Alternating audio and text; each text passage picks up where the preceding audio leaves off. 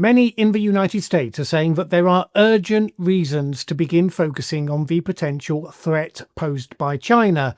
They'd thought themselves pretty well invulnerable in the past, but events in Ukraine and now in Israel have been a wake-up call.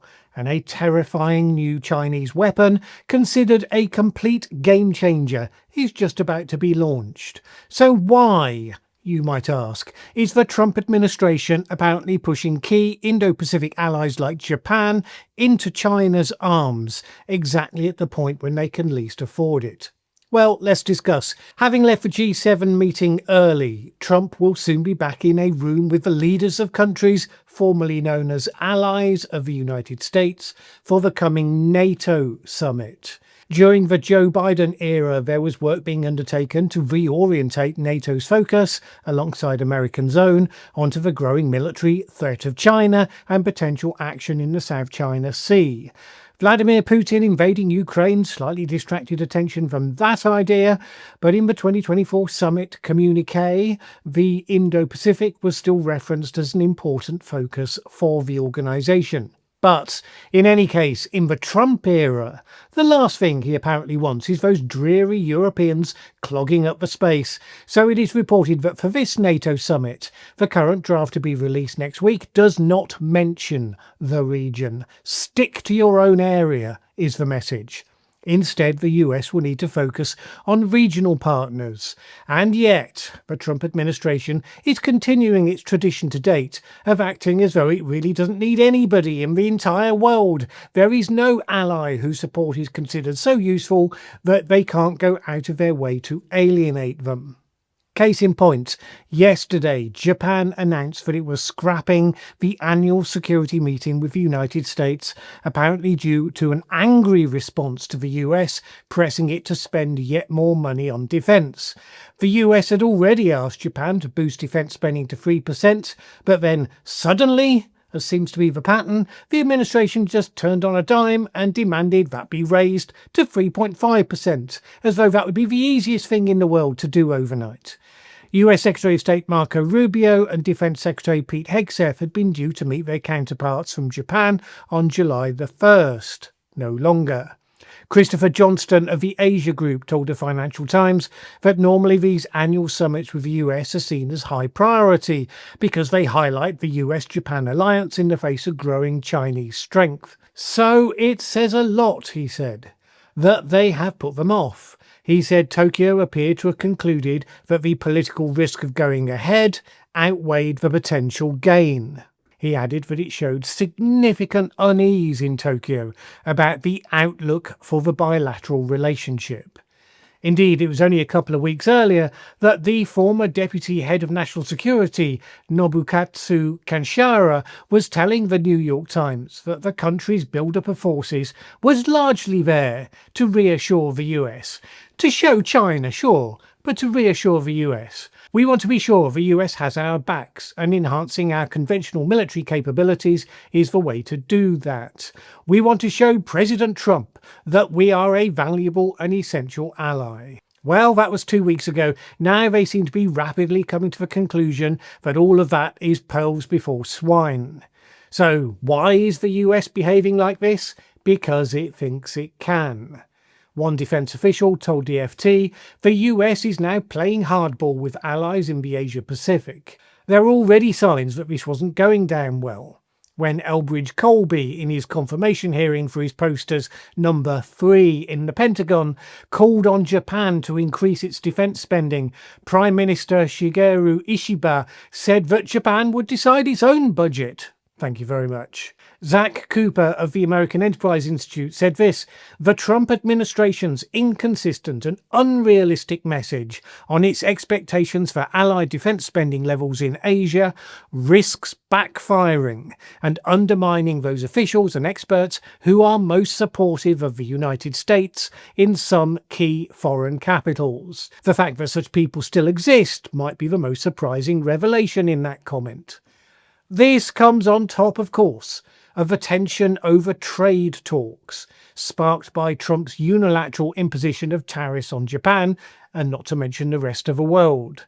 Whereas the Trump team had been expecting that their act of extortion would have a string of world leaders begging them for a deal, the reported US arrogance in presuming that they had leverage to force highly unequal deals on the other countries seems to be backfiring as well. And certainly with countries like Japan, where saving face is a big cultural priority and that is used to shrewd and logical negotiation scenarios, not just a particularly crass form of bullying. This has had Trump complaining about Japan's trade negotiators being too tough, not offering what he believes to be a fair deal.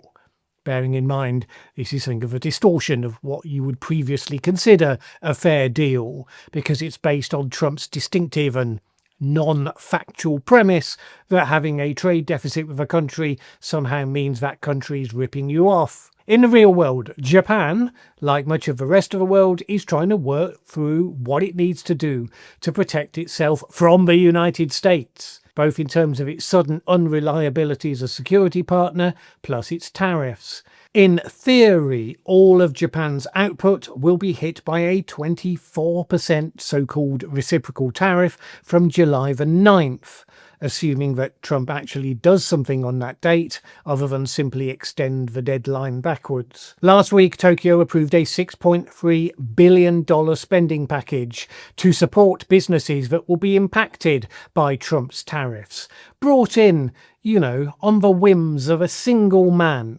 And this is happening all over the world. On the security side, Japan, as mentioned, is engaged on a military build-up.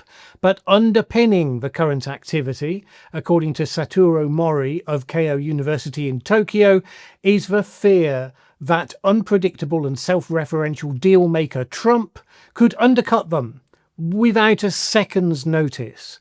For example, he might do a strategic deal with China's Xi Jinping to cede Japan to his sphere of influence. He said this: "We need to convince Mr. Trump and the MAGA camp that Japan is too good to give away. It's in the US interest not to let Japan fall into China's sphere." Well, that would be an uphill battle, I would suggest. Trump recently questioned the fairness of the US-Japan Security Treaty because, of course he did. "We have to protect them," he complained, "but they don't have to protect us. And by the way, they make a fortune with us economically.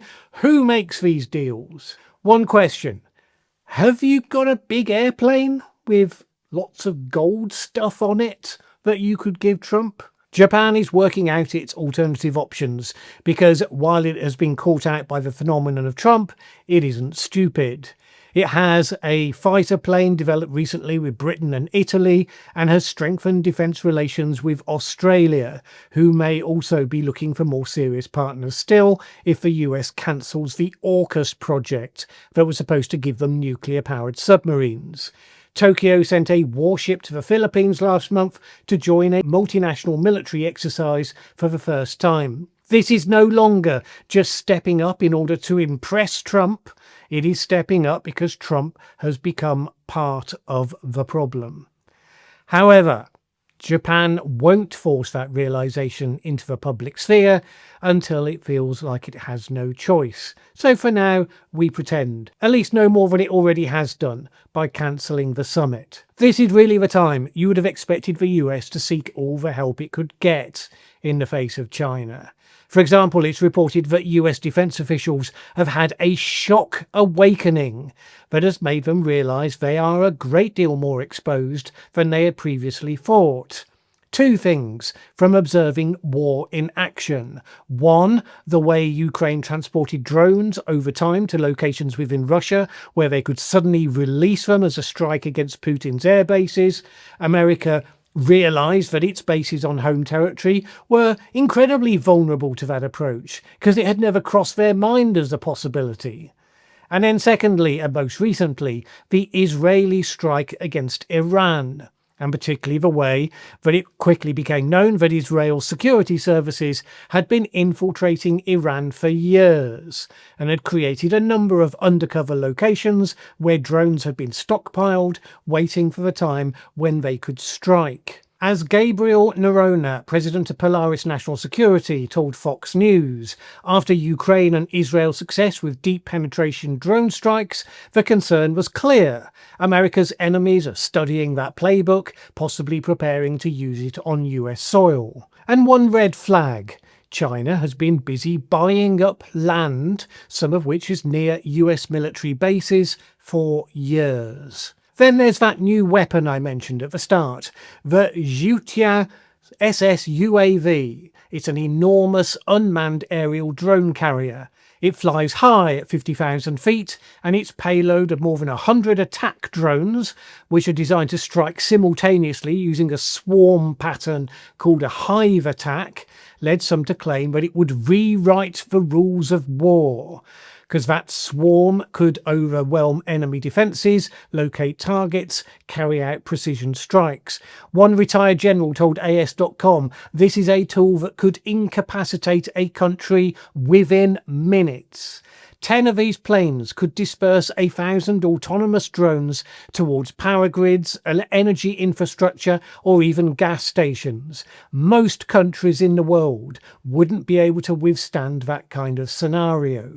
Well, it's expected to be taking its maiden flight, any time around now. But yeah, America can afford to alienate its allies, make them poorer by slapping tariffs on them, while at the same time suggesting maybe they should spend a lot more on defence. And just generally behaving like a toddler playing with a loaded gun. China, I should point out, does not have its military run by a Fox television host. And while America is busy playing amateurishly with the idea of authoritarianism, China mastered that art long ago. So while America has gone bye-byes, the rest of the world has to work out pretty quickly how it responds to the rapidly changing world situation. I'll tell you this much: it doesn't involve sitting back and hoping that MAGA doesn't win the next US presidential election.